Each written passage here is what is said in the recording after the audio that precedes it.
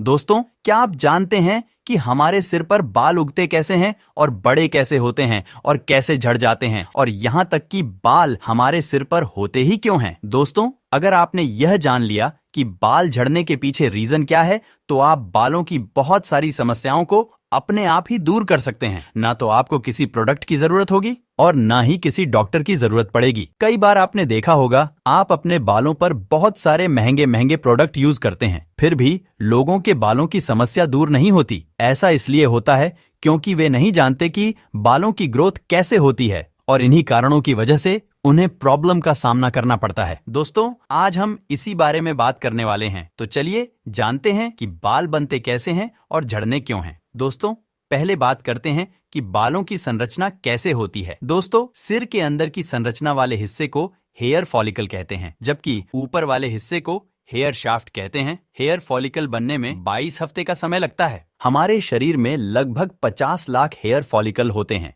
जबकि सिर पर केवल 1 लाख हेयर फॉलिकल होते हैं। दोस्तों, चमड़ी के अंदर रहने वाले बाल के भाग को रूट कहते हैं। रूट के बढ़ने से धीरे धीरे बाल शाफ्ट में बदल जाता है। जनरली बाल की ग्रोथ हमारे पोषक तत्वों पर निर्भर करती है। रूट गड्ढे में होता है, जिसे फॉलिकल कहते हैं। फॉलिकल से ही बाल निकलता है। एक फॉलिकल से ज्यादातर एक बार ही निकलता है, कभी कभी एक से ज्यादा बाल भी निकल जाते हैं। फॉलिकल नाशपाती के आकार की पेपिला से बना होता है। ये पेपिला स्किन का भाग होता है। पेपिला और फॉलिकल के मिलने से ही बाल बनता है। पेपिला रक्त वाहिकाओं से जुड़ा रहता है। इसी से रूट को वो सारे न्यूट्रिएंट्स मिलते हैं जिससे बाल का निर्माण और उसकी वृद्धि होती है। जैसे जैसे इसमें न्यूट्रिशन मिलते हैं, वैसे ही सेल वृद्धि होती है। अब हमारी बाल की सेल्स बड़ी होने लगती है, तो वो हमारे हेयर फॉलिकल से स्किन के बाहर आने लगते हैं। अगर हम सिर के बालों की बात करें तो वो 3 से 5 सालों तक जिंदा रहते हैं और बाद में वे झड़ जाते हैं और उनके स्थान पर दूसरे बाल उग आते हैं। एक लंबी उम्र तक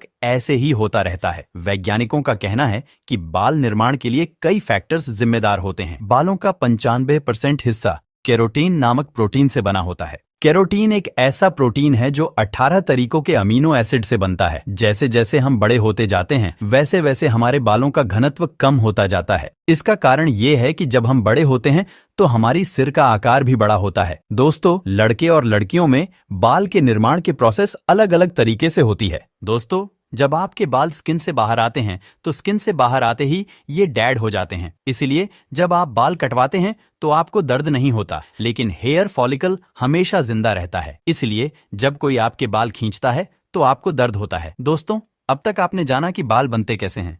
आइए अब जानते हैं कि बाल झड़ते क्यों हैं। दोस्तों, बाल को उगने से और झड़ने तक उसे 3 स्टेजेस से गुजरना पड़ता है। पहले चरण को एनाजन, दूसरे चरण को कैटाजन और आखिरी चरण को टेलोजन कहते हैं। इन तीनों चरणों से गुजरने के बाद बाल आखिरी चरण में कुछ दिन तक रहते हैं और फिर झड़कर गिर जाते हैं। जितने बाल टेलोजन चरण में गिरते हैं, उतने ही बाल 3 महीनों के अंदर फिर से उग आते हैं। सामान्य तौर पर टेलोजन चरण में 10% तक बाल झड़ते हैं, लेकिन अगर कोई बालों से संबंधित बीमारी हो तो ये 30% तक भी झड़ जाते हैं, और इसी कारण कुछ लोग तो गंजे भी हो जाते हैं। बाल झड़ने के पीछे बहुत सारे कारण होते हैं, जैसे पोषण की कमी, विटामिन की कमी या बालों की देखरेख में कमी होने के कारण भी ये झड़ जाते हैं। दरअसल हेयर फॉलिकल्स में जो भी न्यूट्रिएंट्स होते हैं वो स्किन के नीचे मौजूद ब्लड वेसल्स से आते हैं, जिसमें कि प्रोटीन, विटामिन और अन्य न्यूट्रिएंट्स होते हैं। इसलिए ज्यादातर आपकी बॉडी में प्रोटीन और विटामिन की कमी होने पर बालों से संबंधित समस्याएं होने लगते हैं। इसलिए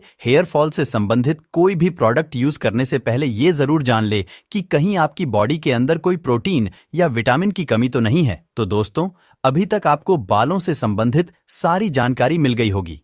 अब जानते हैं कि बालों का सिर पर क्या काम होता है। दोस्तों, बाल हमारे शरीर पर एक बहुत ही महत्वपूर्ण भूमिका निभाते हैं। हमारे बालों का सबसे महत्वपूर्ण कार्य हमारे सिर को तेज धूप से बचाना और सिर को ठंडा रखना होता है। यहाँ तक कि हमारी आईब्रो भी हमें सुरक्षा प्रदान करती है। आईब्रो की वजह से ही हमारा पसीना और पानी हमारी आंखों से दूर रहता है। दोस्तों, उस समय के बारे में सोचिए जब मनुष्य को जिंदा रहने के लिए शिकार पर निर्भर रहना होता था। उस टाइम पर हमें जंगलों में भी जाना पड़ता था। उस वक्त ये बाल ही हमें कटने और छीलने से बचाते थे और अनेक प्रकार के कीड़ों से भी हमारी रक्षा करते थे। हालांकि अब टाइम काफी बदल गया है। अब हमें भोजन करने के लिए जंगल में नहीं जाना पड़ता, इसलिए चिकनी गोरी त्वचा हमारे फैशन का हिस्सा बन गई है। त्वचा को गोरी और चिकनी करने के लिए लोग वैक्स लेजर और रेजर अनेक चीजों का इस्तेमाल करते हैं, लेकिन लोग ये नहीं जानते कि ये सब उनके लिए कितना नुकसानदायक हो सकता है। दोस्तों, अगर आपको भी कोई हेयर फॉल से संबंधित प्रॉब्लम है